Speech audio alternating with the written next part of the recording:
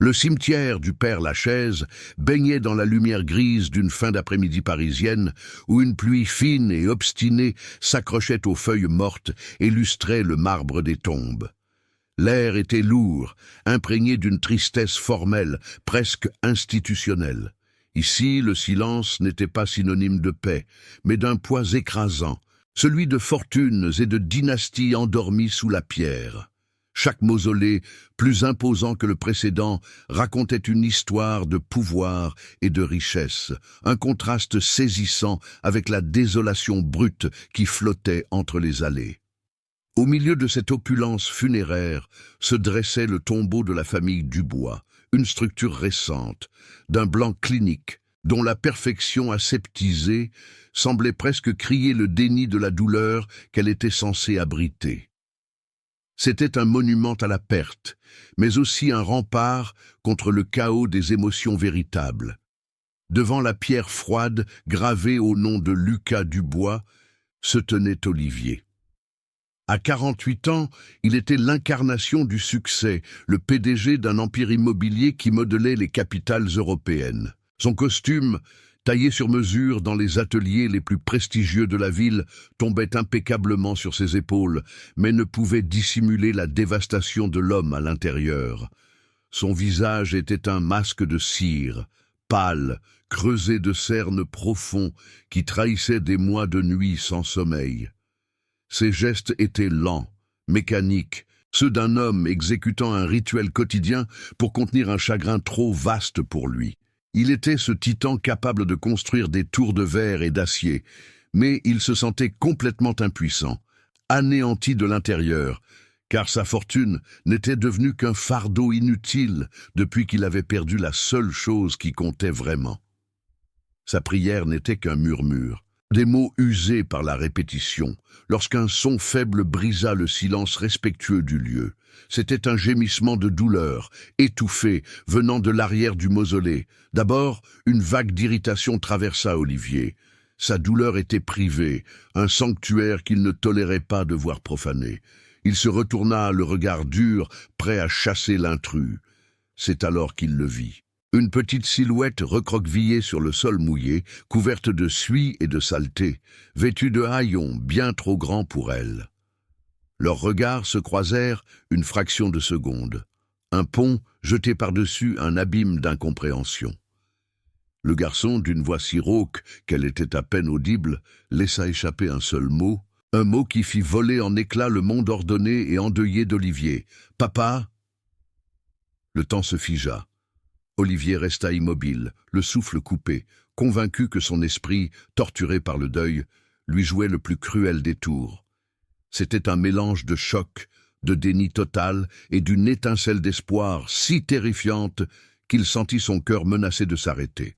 Voyant la confusion sur le visage de son père, le garçon rassembla le peu de force qui lui restait. Il se redressa légèrement et à travers ses lèvres gercées, il prononça un surnom secret, un mot qui n'appartenait qu'à eux, un vestige de leur monde d'avant la tragédie, Lion. C'est moi ton lionceau.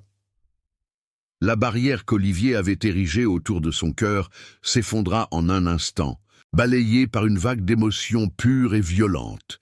C'est précisément dans ces moments où l'impossible se produit que l'on se souvient pourquoi certaines histoires doivent absolument être racontées. Si ce témoignage vous saisit déjà, songez à vous abonner pour nous aider à continuer de partager ces récits qui défient la raison.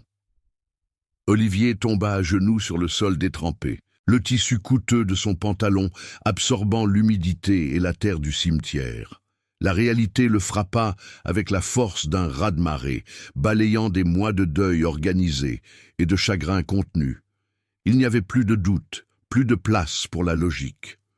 Il tendit une main tremblante et toucha la joue de l'enfant, sentant sous la crasse la peau glacée et les os saillants. Il le tira contre lui, dans une étreinte maladroite et désespérée. L'odeur de la rue, un mélange âcre de saleté, de faim et de pluie, emplit ses narines. Mais c'était l'odeur de la vie. Il sentit le cœur fragile de son fils battre contre sa poitrine, un rythme faible mais tenace. À cet instant, L'homme d'affaires disparut, laissant place au père dont l'unique instinct était de protéger, de ramener son enfant à l'abri, loin de ce cauchemar de marbre et de mensonges. Le trajet du retour se fit dans un silence assourdissant, rompu seulement par le bruit feutré du moteur de la berline de luxe et les essuie-glaces balayant la pluie fine. Lucas était assis sur le siège en cuir souple, recroquevillé sur lui-même, un petit tas de haillons perdus dans l'immensité opulente de l'habitacle. Ses yeux, immenses dans son visage émacié, passaient de la silhouette de son père au défilé des lumières de Paris, comme s'il redécouvrait un monde à la fois familier et terrifiant. Pour Olivier, chaque seconde était une torture. Il jetait des regards furtifs à son fils dans le rétroviseur. Une tempête d'amour, de culpabilité et de questions sans réponse faisant rage en lui. Comment cela avait-il pu arriver? Pendant qu'il signait des contrats de plusieurs millions d'euros, son fils dormait peut-être dans le froid, affamé. La voiture n'avait jamais semblé si grande, ni la distance entre eux si insurmontable. L'arrivée au manoir familial fut un choc pour le personnel habitué à la routine morne du deuil. La gouvernante laissa échapper un cri étouffé en voyant Olivier entrer, portant dans ses bras le garçonnet sale qui ressemblait à un fantôme échappé d'un autre temps. Olivier ne dit rien, son visage fermé, ne tolérant aucune question. Il traversa le grand hall, passant devant les portraits de famille et les souvenirs d'une vie qui semblait désormais appartenir à quelqu'un d'autre. Il monta directement dans la chambre de Lucas, une pièce restée intacte, un sanctuaire figé dans le temps. Pour Lucas, le contraste était brutal. La chaleur, les odeurs de cire et de linge propre, la douceur d'un matelas après des mois passés sur le carton et le béton. C'était un retour à la maison, mais il se sentait comme un étranger, un intrus dans le musée de sa propre vie perdue. Cette première nuit, Olivier ne quitta pas la chambre. Il s'assit dans un fauteuil près du lit, veillant sur le sommeil agité de son fils. Lucas gémissait, ses membres tressaillaient au gré de cauchemars invisibles qui le ramenaient sans doute dans les rues sombres de la ville. Chaque soupir de douleur de l'enfant était une nouvelle fissure dans le cœur d'Olivier. Le poids écrasant de sa faute s'abattit sur lui. Il se revit au funérarium, acceptant sans discuter la version des autorités sur le cercueil scellé, une procédure standard pour les victimes d'accidents graves. Il avait pleuré devant une boîte en bois qui contenait un étranger, tandis que son propre fils errait, seul et terrifié. La culpabilité n'était plus une simple émotion. C'était un poison qui se répandait dans ses veines, le consumant de l'intérieur et lui murmurant qu'il avait échoué de la manière la plus impardonnable qui soit. Au matin, un médecin de confiance vint examiner Lucas. L'homme, un vieil ami de la famille, garda une expression professionnelle, mais ses yeux trahissaient son choc. Le diagnostic était sans appel: malnutrition sévère, déshydratation, multiples contusions anciennes et un état de stress post-traumatique évident. Lucas restait silencieux pendant l'examen, se laissant manipuler avec une passivité qui en disait long sur les épreuves qu'il avait traversées. Il ne parlait que par monosyllabes, son regard fuyant, comme s'il craignait que tout cela ne soit qu'un rêve dont il allait bientôt se réveiller. Pour Olivier, le rapport médical n'était qu'une confirmation clinique de son échec. Chaque terme technique, chaque chiffre sur la courbe de poids était un acte d'accusation contre le père qu'il n'avait pas su être pendant ces si longs mois. Peu à peu, par bribes et fragments, l'histoire de Lucas commença à émerger. Il se souvenait d'un grand bruit, de lumières aveuglantes, puis de s'être réveillé seul, dans un endroit inconnu, la tête en feu. Son nom, son adresse, tout était un brouillard confus. Seul persistait, clair et net, l'image du visage de son père. C'est ce souvenir qui l'avait maintenu en vie. Il raconta la faim qui tordait le ventre, le froid qui mordait la peau jusqu'à l'os, la peur constante des autres, des ombres dans la nuit. Il décrivit comment il avait appris à devenir invisible, à se fondre dans le décor urbain pour survivre. Il avait été guidé par un instinct pur, une force intérieure qui lui disait de chercher ce visage, le seul phare dans son océan d'amnésie, jusqu'à ce que ses pas le mènent, par un hasard tragique et providentiel, à sa propre tombe. Olivier écoutait, le cœur en miettes. Chaque mot de son fils était une lame qui s'enfonçait plus profondément dans sa conscience. Il imaginait la terreur de cet enfant de 11 ans, seul contre le monde, tandis que lui, son père, organisait des réunions de conseil d'administration et dînait dans des restaurants étoilés. Le gouffre social qui les avait séparés pendant ces 6 mois lui apparut dans toute sa cruelle absurdité. Son fils n'avait pas seulement été victime d'un accident, mais de l'indifférence d'une société qui permet à des enfants de disparaître dans les fissures de ses trottoirs. Sa culpabilité personnelle se mêlait désormais à une honte plus vaste, celle d'appartenir à un monde qui construit des tours de verre tout en étant incapable de voir la détresse à ses pieds. Il se sentait responsable, non seulement pour avoir enterré le mauvais enfant, mais pour avoir vécu dans un système qui rendait de telles erreurs possibles. L'inévitable se produisit. Le monde extérieur, avec sa curiosité insatiable et ses règles implacables, frappa à la porte de leur sanctuaire. Olivier dut contacter les autorités, expliquer l'inexplicable. Les premiers appels furent accueillis avec un scepticisme glacial. Un père endeuillé qui perd la raison, voilà ce qu'il pensait. Mais l'insistance d'Olivier, l'homme dont le nom pesait lourd dans la capitale, finit par déclencher une enquête. Des tests ADN furent ordonnés, une formalité administrative qui se chargea d'une tension insoutenable. Et avec cette procédure vint la question qui glaçait le sang d'Olivier. S'il s'agissait bien de Lucas, alors qui était l'enfant qui reposait dans le caveau familial? La nouvelle, trop énorme pour rester confidentielle, finit par fuiter.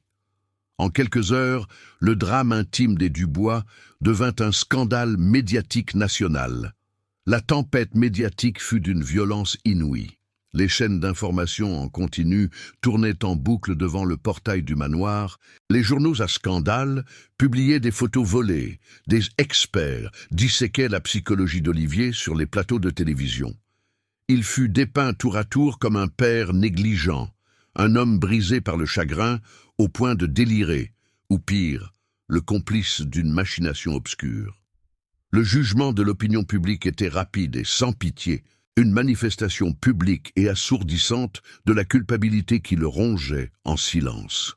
Olivier fit de son mieux pour protéger Lucas de ce cirque, le confinant dans la maison, mais la pression extérieure était une menace constante, un poison qui s'infiltrait par les murs et menaçait de détruire la fragile reconstruction de leur famille. Les résultats des tests ADN tombèrent enfin, confirmant l'identité de Lucas, sans l'ombre d'un doute. Un immense soulagement submergea Olivier, immédiatement suivi par la confirmation de l'horrible vérité. Ils avaient bien enterré un autre enfant. L'enquête de police ne tarda pas à mettre un nom sur cette jeune victime.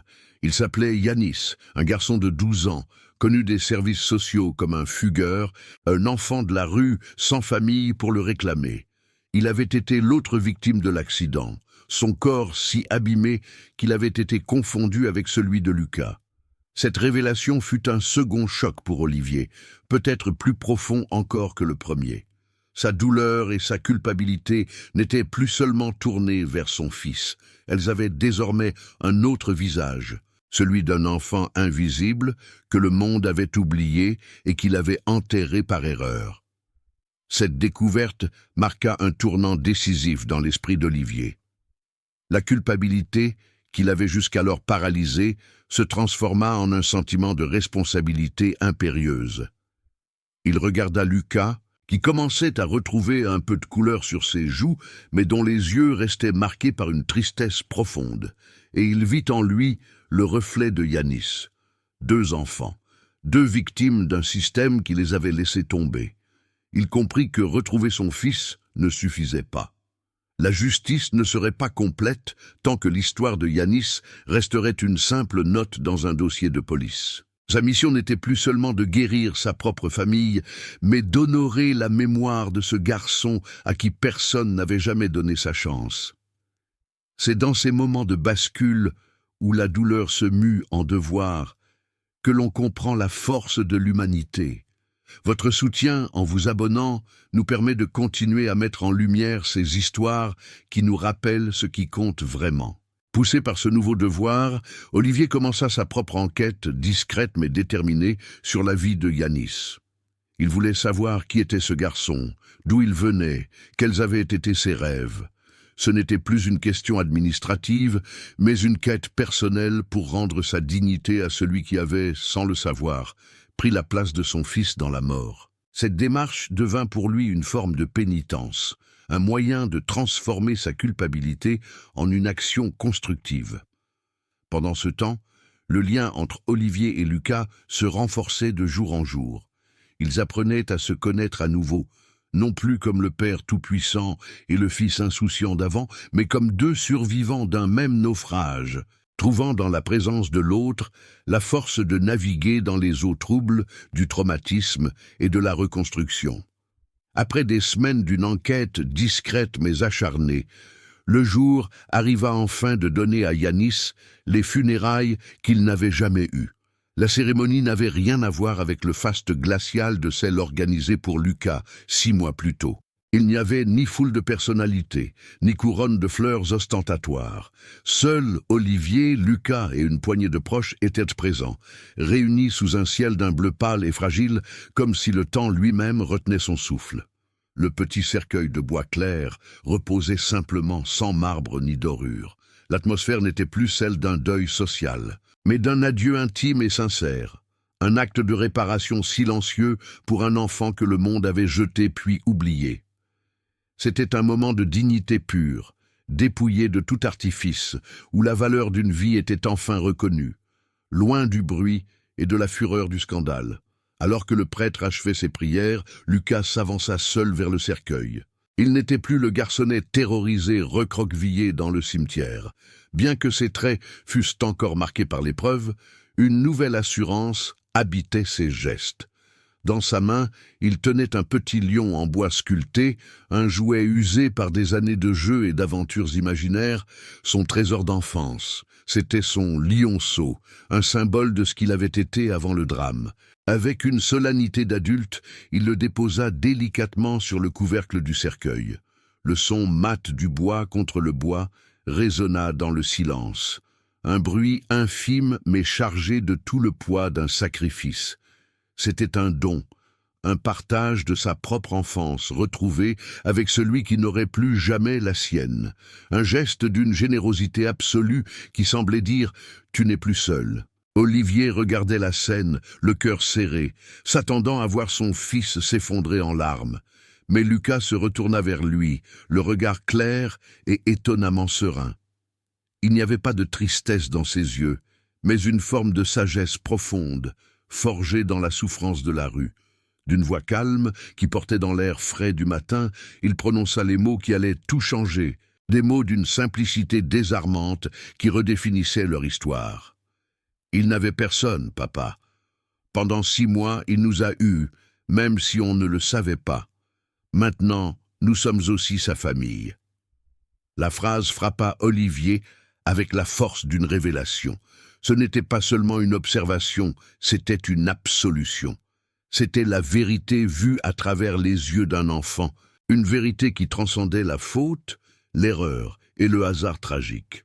À cet instant précis, le fardeau écrasant de la culpabilité qui pesait sur les épaules d'Olivier se brisa. Il ne s'évapora pas, il se métamorphosa. La honte toxique qui le rongeait depuis des mois se mua en une force nouvelle, un sentiment de responsabilité immense et lumineux. Il comprit qu'il ne pouvait pas effacer le passé, mais qu'il avait le pouvoir de donner un sens à cette tragédie, de transformer la douleur de son fils et la sienne en quelque chose de constructif. Il s'agenouilla pour être à la hauteur de Lucas et le serra dans ses bras. Cette fois, ce n'était pas l'étreinte désespérée d'un homme retrouvant un fantôme, mais celle d'un père reconnaissant la force inouïe de son fils Un père qui voyait en lui non plus une victime à protéger, mais un partenaire dans une nouvelle mission de vie. Ils restèrent ainsi un long moment, père et fils, unis non plus seulement par les liens du sang, mais par un pacte silencieux scellé devant la tombe d'un inconnu devenu le leur.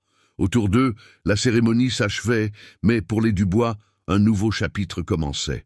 En se relevant, Olivier sentit une paix qu'il n'avait pas connue depuis des années. Le chagrin était toujours là, une cicatrice permanente sur son âme, mais il n'était plus paralysant. Il était devenu le fondement d'un but plus grand. Ils quittèrent le cimetière, main dans la main, laissant derrière eux deux tombes, celle d'un enfant qui avait trouvé une famille dans la mort, et celle, symbolique, d'un passé de douleur et d'erreur. Leur deuil était achevé, mais leur véritable héritage ne faisait que commencer. Les mois qui suivirent furent une métamorphose.